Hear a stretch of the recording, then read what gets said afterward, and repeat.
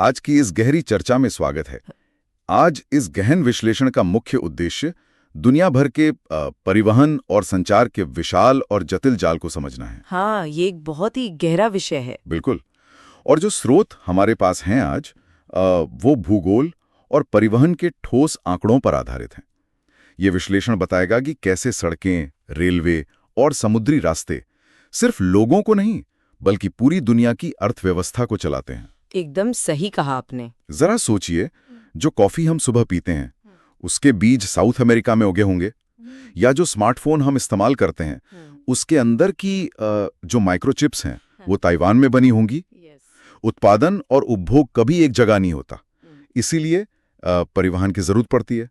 चलिए इसके हर पहलू को खोल कर देखते हैं। अगर हम इसको एक बड़ी तस्वीर से जोड़कर देखें तो समझ आएगा कि शुरुआत में परिवहन और संचार दोनों बिल्कुल एक ही थे। एक ही थे मतलब अगर कोई संदेश भेजना होता था तो किसी इंसान या घोड़े को फिजिकली चलकर जाना पड़ता था। सदियों तक यही चलता रहा, पर अब ये दोनों अलग और बहुत विशिष्ट हो गए हैं। आज का जो मॉडर्न लॉजिस्टिक्स का नेटवर्क है वो पूरी तरह से स्पेशलाइज्ड है। ये तो है। और परिवहन के सबसे बुनियादी तरीके यानी जमीनी रास्तों की तरफ बढ़ते हैं।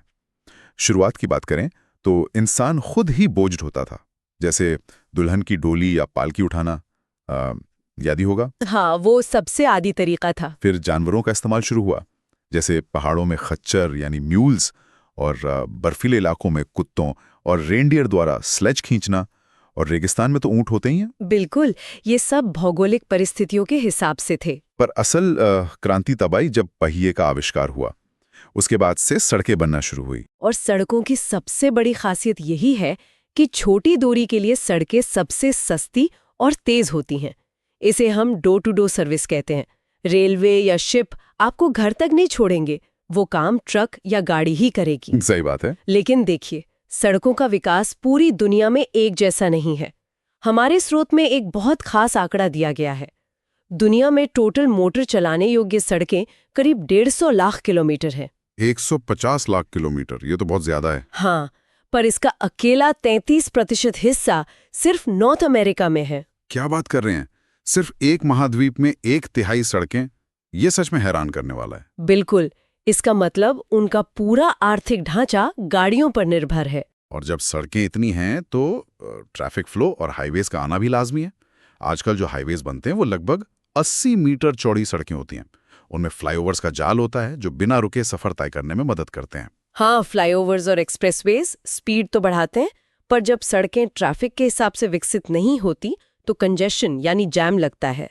ओह हाँ, ट्रैफिक जैम तो सबसे बड़ी परेशानी है आज के शहरों की। खासकर दिन के पीक्स और ट्रफ्स में, यानी सुबह और शाम के वक्त जब लोग ऑफिस आते जाते हैं, उस वक्त रोड नेटवर्क अपने ब्रेकिंग पॉइंट पर होता है। यहाँ पर बात सच में बहुत दिलचस्प हो जाती है जब हम सड़कों के इस नेटवर्क को देशों की सीमाओं के पार देखते हैं। एक ऐसी सड़क है जिसका नाम है पैन अमेरिकन हाईवे। हाँ, ये एक बहुत बड़ा इंजीनियरिंग मार्वल है। बिल्कुल, ये पैन अमेरिकन हाईवे ऐसे रास्ते हैं जो नॉर्थ और साउथ अमेरिका को आपस में जोड़ रहे हैं।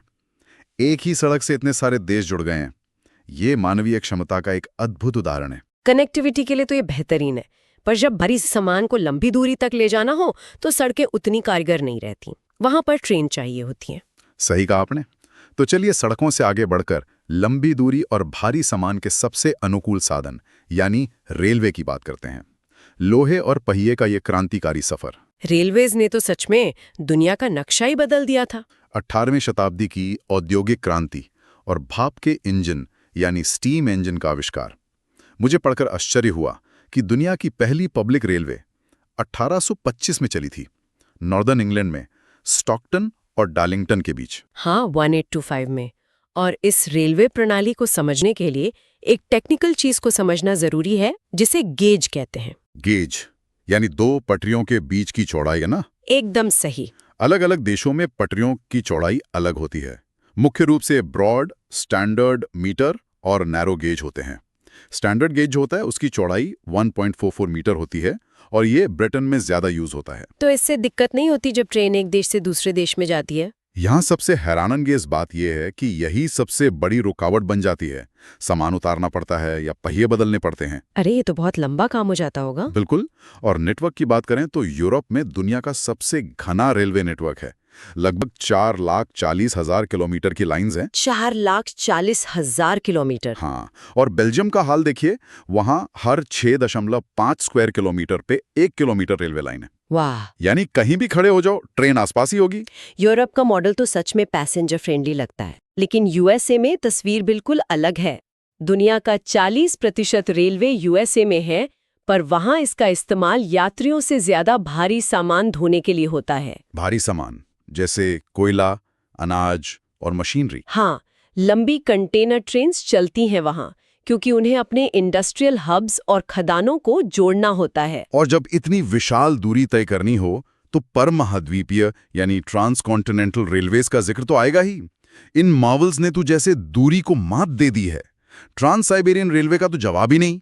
ट्रांस साइबेरियन दुनिया का सबसे लंबा रास्ता है ना? बिल्कुल, 9,322 किलोमीटर लंबा। ये रास्ता डबल ट्रैक्ड है और इलेक्ट्रिफाइड है।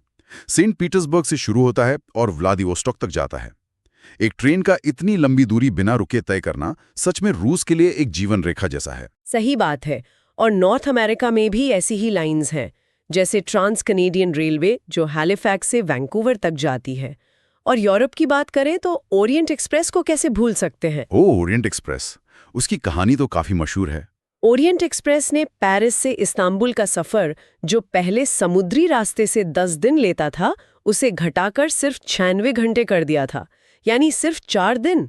ये दिखाता है कि कैसे रेलवे ने समय और दूरी को पूरी तरह से मात दे दी थी। 10 दिन का सफर सिर्फ 4 दिन में, उस जमाने में तो ये जादू ही लगा होगा।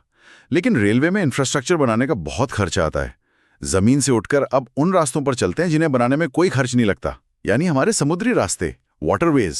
वाटरवेज सबसे सस्ते और कारगर होते हैं भारी व्यापार के लिए। हाँ, इसके सस्ते होने का कारण ये है कि पानी का घर्षण या फ्रिक्शन जमीन से कम होता है। और सबसे बड़ी बात, इसमें रास्ते बनाने का कोई खर्चा नहीं होता, बस शिप्स बनाओ और निकल पड़ो। बिल्कुल। तो इन सब का आखिर मतलब क्या है? मतलब ये है कि भारी सामान को इंटरकॉन्टिनेंटल यानी एक महाद्वीप से दूसरे महाद्वीप भेजने के लिए समुद्री रास्ते सबसे बेहतर हैं। इस विशाल व्यापार को समझने के लिए हमें दुनिया के सबसे व्यस्त समुद्री रास्ते को देखना होगा। ये है North Atlantic sea route. North Atlantic sea route, ये कहाँ से कहाँ तक है? ये विकसित नॉर्थ अमेरिका और वेस्टर्न यूरोप को जोड़ता है। आपको हैरानी होगी जानकर कि दुनिया का 1/4 विदेशी व्यापार इसी रास्ते से होता है। इसीलिए इसे वृहद ट्रंक मार्ग या बिग ट्रंक रूट भी कहते हैं। 1/4 व्यापार, तब तो वहां के बंदरगाह कितने व्यस्त रहते होंगे। पर समुद्र पर सफर हमेशा आसान थोड़ी होता है। बीच में जमीन आ जाए तो जहाज को लंबा चक्कर काटना पड़ता है। और यहीं पर इंसान का दिमाग काम आया और नहरों यानी कैनल्स का जादू सामने आया। हाँ, कैनल्स। हम लोग मिलकर अगर सुएज कैनाल की बात करें, जो 1869 में खुली थी, ये मेडिटेरेनियन सी को सीधा रेड सी से जोड़ती है। इसने तो भूगोल ही बदल दिया था। पहले शिप्स को पूरे अफ्रीका का चक्कर लगाना पड़ता था, जिसे केप ऑफ गुड होप कहते थे। उसमें कितने महीने लग जाते थे। लेकिन सुएज कैनाल ने यूरोप और इंडियन ओशन के बीच की दूरी को इतना छोटा कर दिया, ये करीब 160 किलोमीटर लंबी है। और इसमें सबसे अच्छी बात है कि कोई लॉक्स नहीं है। हाँ, क्योंकि ये सी लेवल कैनाल है ना, दोनों समुद्रों का पानी एक लेवल पर है। बिल्कुल। और इसे पार करने में मुश्किल से 10 से 12 घंटे लगते हैं। जो सफर महीनों का था, वो 12 घंटे का हो गया। इससे एक बहुत जरूरी सवाल पैदा होता है। अगर सुएज कैनाल में लॉक्स नहीं थे, तो दूसरे ओशंस को कैसे जोड़ा गया जहां पानी का लेवल अलग था? सही सवाल है। जैसे संयुक्त राज्य अमेरिका ने पैनामा कैनाल बनाई। ये 72 किलोमीटर लंबी है और अटलांटिक ओशन को पैसिफिक ओशन से जोड़ती है। पर पनामा के वहां तो जमीन ऊंची थी, वहां लॉक्स कैसे काम करते हैं? वही इसकी सबसे दिलचस्प बात है। इसका लॉक सिस्टम बिल्कुल एक पानी की लिफ्ट की तरह काम करता है। शिप्स को पहले लॉक में लाया जाता है और पानी का लेवल बढ़ाकर उन्हें 26 मीटर ऊपर उठाया जाता है।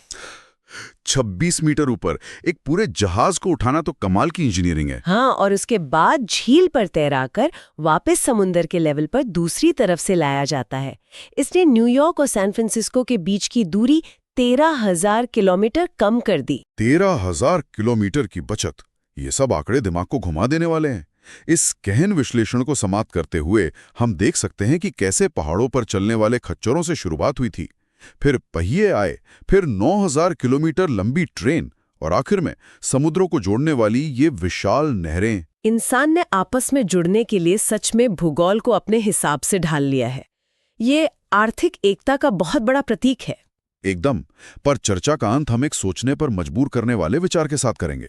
स्रोत के आखिर में एक बहुत दिलचस्प सवाल पूछा गया था कि अगर भविष्य में निकारागुआ कैनाल खुल जाए तो पनामा कैनाल पर क्या असर पड़ेगा। ये एक गहरा सवाल है। नए मार्गों का खुलना पुराने मार्गों का महत्व कम कर देता है। तो क्या अगर ये नई नहर बन जाए तो क्या आज के इन शक्तिशाली और व्यस्त रास्तों को बेकार कर देगा? क्या दुनिया के व्यापार और शक्ति का केंद्र एक बार फिर से बदल जाएगा? ये आने वाला वक्त ही बताएगा, पर ये संभावना तो हमेशा रहती है। सही कहा।